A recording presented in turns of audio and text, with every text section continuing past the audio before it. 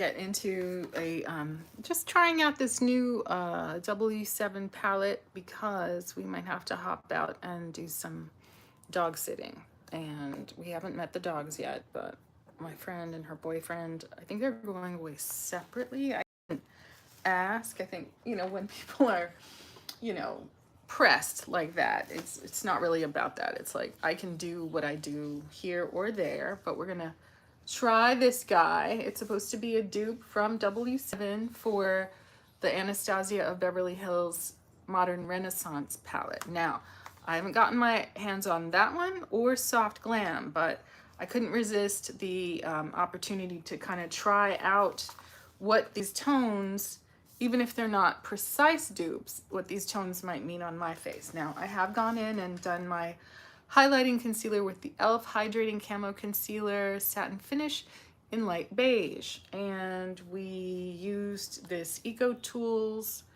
It's sort of a, not very dense, but it kind of has this kind of like natural fibery, kind of very jagged, but soft end. And I don't know what these fibers are made out of, if they're synthetic or bamboo, but they certainly look natural, although it's a correcting concealer brush. So we did that. We did it in all the concealed places. Not a lot of product, but enough that it looks concealed, if you will, and our lids too. So I think if we use that brush and just tap out any creasing in the very depths of the lid and under our eye, then we're in a great place to choose a pale color, basically to set this concealer that is going to act as a priming base. I've tried some eyeshadow primers and I've not yet found anything that really rocked my world.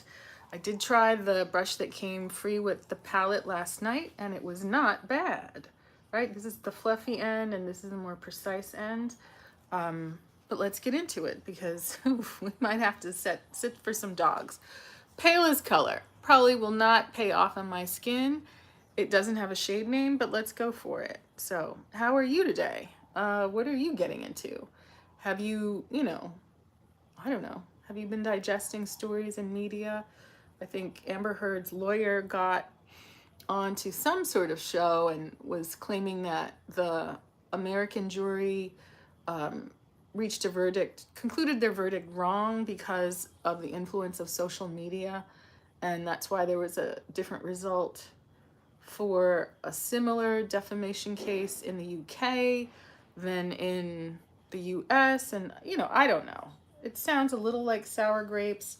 I've been very much intellectually trying to embrace the idea of believe all victims of harassment and domestic violence, but then, sort of having observed at least some of the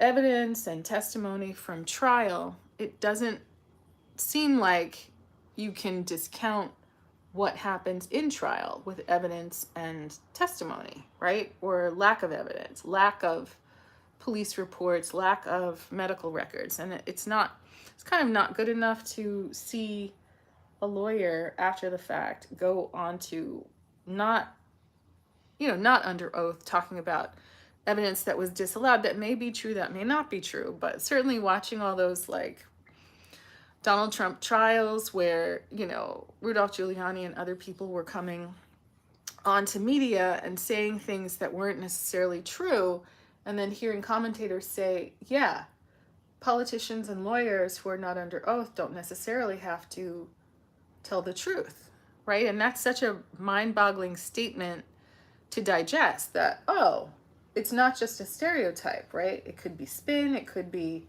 if not an outright lie, then omission. I'm not sure. But true to the theory, this color is certainly, it just looks like a translucent setting powder on my skin, and that's fine. That's kind of what the palest shade did for us last night, but we're just trying to set and, kind of make sure that we have a base for the colorful shadows to come. And again, this is me just trying to see if a palette in this color story would work at all for my complexion. My complexion is quite warm, and this palette promises that it's natural and berry. So I think that means that we have some neutral shades and some berry shades. So let's get into it.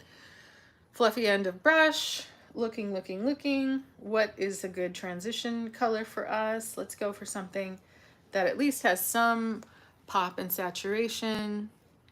Here is this shade, this kind of second from the corner caramel shade, and let's get our brush dipped into that real good. But you know, I don't know what to think. I don't know what to think is going to building an outer corner. No, this is our transition shade. Sorry, I'm rushing. You know, trying to use tapping motions, but with a light hand, holding this brush from the end so that we're not, you know, harassing the skin of our lid. But yeah, I don't know what to think. I know that, you know, my friends have just gotten back from a cruise, and maybe this is not, you know, a convenient time for travel, but this again is our slow time of year. I don't know if there's some sort of emergency situation. I just don't know. And you know, I wasn't really interested in prying. If people had the time and energy to share that, that would be fine. But, you know, I'm happy to help. I expressed that before they moved to kind of the other side of Griffith Park. So across the top of the crease, right, because we have hooded or deep set eyes, then kissing that same shade back to the lid line, but wanting to respect a tail that lifts and kind of, you know, reaches out toward the tail end of the brow. We could extend the end of our brow if we choose, but we'll see if we need to do that. I hope you're able to see me okay. I hope this is not too much glare or too much light from behind me. I did shut the blinds to some extent, but you know, again, we're trying to be generous with this color. We're trying to think of, you know, the very best circumstances in which we would want to have an Anastasia style, modern Renaissance style eye makeup, right? And I have to say, like, you know, I'm beginning to really respect how much of a tool makeup can be. You know, you watch people doing things like going to trial. You watch people doing things like auditioning. And sometimes, you know, kind of like when people do makeup that is like model off duty. Model off duty makeup is not quite the same as having a bare face, right? It's kind of doing enough to accentuate your features and make yourself look your best without being heavy contour, heavy, you know, everything. You don't pull out all the stops, but you want to be intelligent and kind of graceful about the makeup that you do, right? And all the light in the world, all the mirrors that you have, all of the angles that you can look at yourself from when you do your makeup, right? The bathroom lighting, the bedroom lighting, the lighting in your car. All of these things will tell you if you're doing good or if you're doing something that could be, shall we say, improved. But this is a beautiful color.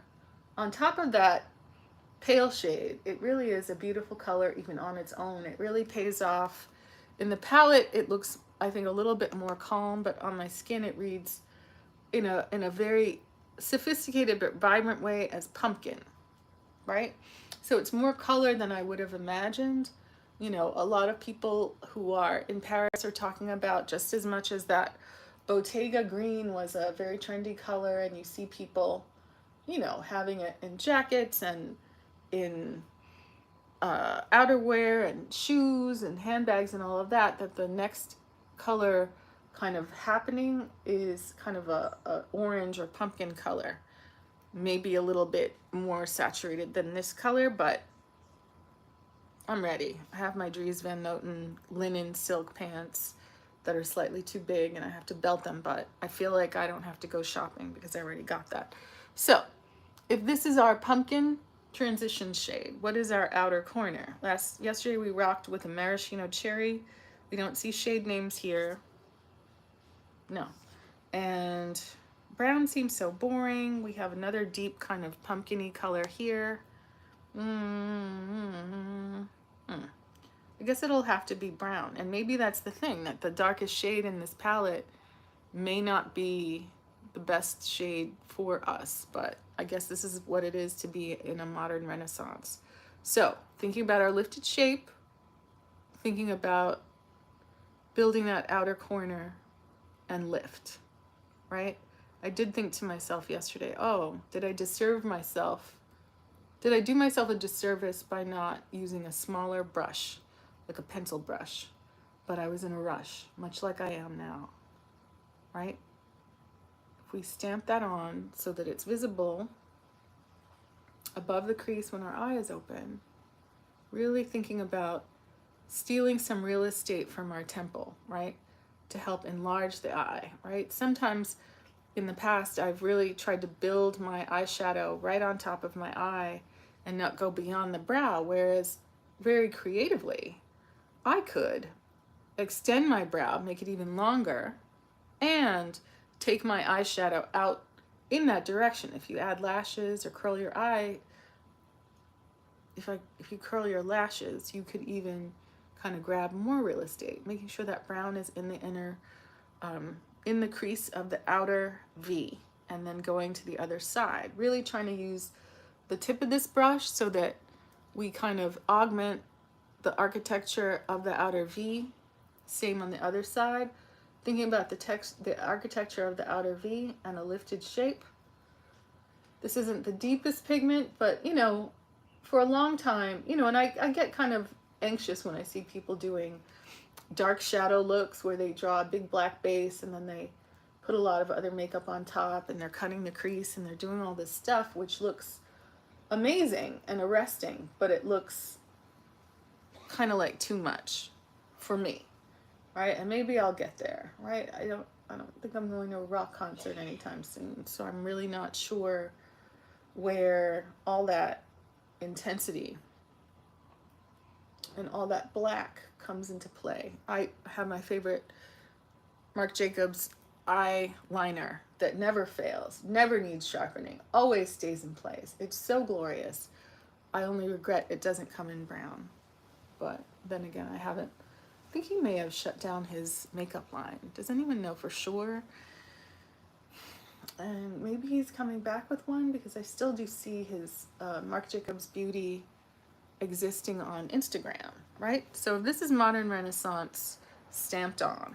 If we flip to the other side for the more pointy paddle type brush and we look at our shimmer options, we have a pale pink, we have a pale pink, a pale champagne, and then we have this kind of like darker, it's almost like a brownish purple. So as we like to do, let's go with maybe this light, should we go with pink? Let's try pink just to be in the Modern Renaissance place, right? Getting that on our brush quite significantly, looking into our palette, and then just trying to stamp it just over the line of our crease, right?